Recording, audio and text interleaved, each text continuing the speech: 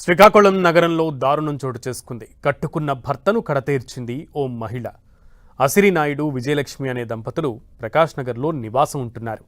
అయితే అసిరినాయుడు ప్రతిరోజు మద్యం సేవించి తన భార్యతో గొడవ పడేవాడని తెలుస్తోంది.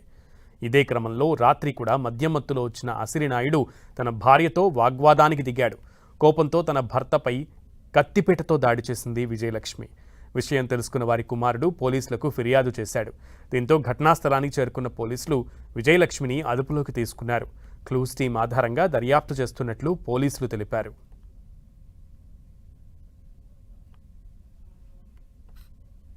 కాల్ రాగానే మా స్టాఫ్ నైట్ ఉన్న స్టాఫ్ ఎవరైతే ఉన్నారో స్టాఫ్ విజిట్ చేయడం జరిగింది. మణికంఠ అనే అతను మా నాన్నగారు సస్పిషియస్గా పడి ఉన్నారు అని చెప్తే అంతటా స్టాఫ్ మరి నైట్ ఉండి ఆఫీసర్లు విజిట్ చేయడం జరిగింది. విజిట్ చేస్తే కంప్లైంట్ ఎవరైతే మణికంఠ ఉన్నారో అతను మాకు చెప్పేది నేను వచ్చేసరికి 12:30 అయింది. నేను స్విగ్గీలో పనిచేస్తాను. 12:30 అయింది. మామూలుగా మా మంచం మీద పడుతున్నారు. మా నాన్నగారి కింద పడి ఉన్నారు. బ్లడ్లో ఉన్నారు.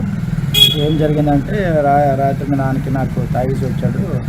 నన్ను కొట్టడానికి ఎంజాయ్ చేశాడు. డబ్బులు అడిగాడు. అందుకే ఇవ్వలేదు. ముందు ఇచ్చాను. తర్వాత మళ్ళీ వచ్చి నాకు డబ్బులు ఎందుకు అడిగితే అంటేనే ఇవ్వలేదు అని ఇచ్చేస్తున్నా జుట్టు పట్టుకొని లాగి గోడ కట్టించి ఇది చేశాడు. నేను తోసేస్తే మీ నాన్నకి మరి దెబ్బ తగిలిందేమో. నాకు స్ప్రో కలిపోయి అప్పటికే నాకు ఒంట్లో బాగాలేదు. పడిపోయాను.